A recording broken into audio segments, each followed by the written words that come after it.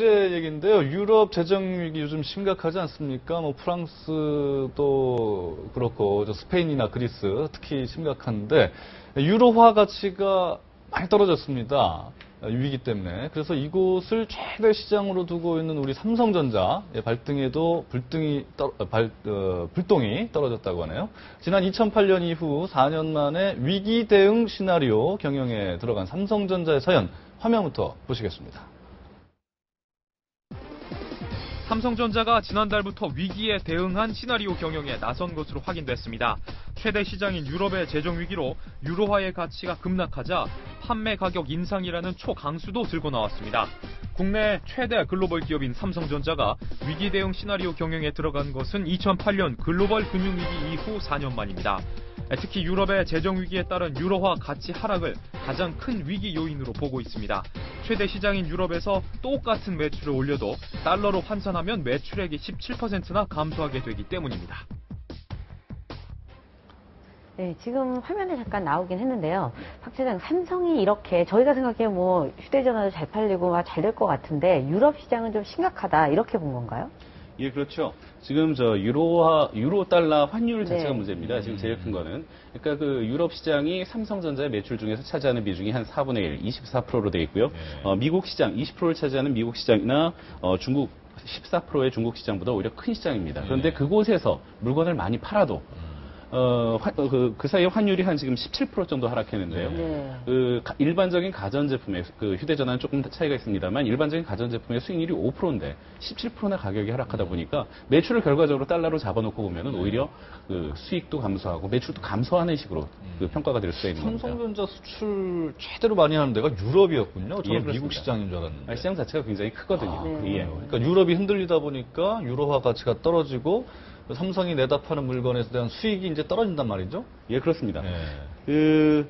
삼성전자는 아무튼 이런 상황이 이제 진행이 되다 보니까 네. 당장 이번에 위기 대응 경영을 네. 갖다 이제 시작을 했는데요. 구체적인 내용 간단히 말씀드리면 네. 첫 번째로는 유럽에 있는 현지 법인들에게 네. 마케팅 비용을 좀 줄여라. 항상 기업들이 힘들어지게 되면 먼저 마케팅 비용을 줄이게 되는데 그거 외에 판매 가격도 좀 높여라. 네. 그러니까 거기선 팔아도 사실상 수익이 지금 발생하지 않는 상황이 되다 보니까 네. 가격을 높이는 고육책을 써서라도 시장을 갖다가 어느 정도 매출을 유지를 해야 되겠다는 거고요. 또 근데 하나 부작용이 네. 있지 않겠어요? 가격이 가격을 올리면 높으면, 예. 안 팔리지 않을까요? 아무래도 못하기 그렇죠. 힘든데. 그러니까 현지 법인장들의 경우에는 그만큼 판매가 어려워지고 경영에 어려움이 생기니까 현지 법인장들은 상당히 어려움을 토로를 하고 있다고 합니다. 네. 그럼 어떤 또 다른 대책, 지금 위기 경영이라 그랬는데? 예. 그 이외에는 이제 구체적인 내용 중에는 휴대전화 부분을 제외한 나머지 부분의 매출들을 갖다 해외 법인을 꼼꼼히 들여다보기 시작했습니다. 네. 지금 사실 삼성전자의 매출이 굉장히 좋게 나오지만 해외 법인들이 사실 늘어난 부분을 보면 주로 휴대전화에서 발생하는 것이고 네. 나머지 부분들은 오히려 감소하거나 정체되어 있는 경우가 많기 때문에. TV나 액정, 맞습니다. 모니터나 이런 것 말씀하시는 그렇죠. 거죠? 수익성도 좀 떨어지고 있고요. 네. 발등에 불이 떨어졌다 그러는데 값을 올려라. 이거 외에는 뭐 좀 다변화하는 거 또 구체적인 건 없습니까? 그러니까 전체적으로는 이제 타이트하게 관리를 하는 거죠. 그러니까 네. 조직 자체를 갖다 아까 말씀드린 것처럼 마케팅 비용 같은 것들을 이럴 때는 허리띠를 졸라매고 네. 가는 겁니다. 네. 그러니까 여러 가지 시나리오에 따라서 이제 이번에 시나리오 경영이라는 게 이제 사실은 삼성전자가 이제 쓰는 용어인데요. 네. 그러니까 환율을 갖다가 아주 구체적으로 구획을 해서 그러니까 환율이 1.30, 1.25, 1.20 이럴 때마다 각각의 다른 시나리오를 적용해서 네. 현장에서 빨리빨리 대응해달라 이런 식의 요구를 하는 거죠. 사실 삼성이 이 정도면 유럽에 수출하는 다른 기업들도 참 그렇죠. 많잖아요. 중소기업들도 있을 네. 수 있고 굉장히 어렵겠어요. 예, 이미 많은 기업들이 사실 비상 경영을 선포를 했었고요.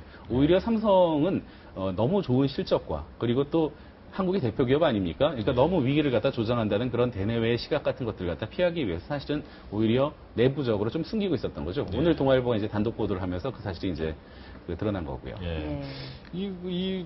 삼성이 물론 이제 가장 큰 기업이고 수출을 많이 하니까 그렇지만은 혹시 뭐 LG라든지 다른 기업들도 이 유럽 재정 위기에 대비해서 어떤 시나리오를 가지고 대응책을 마련하고 있다. 이런 소식은 없습니까? 삼성이 유일합니까?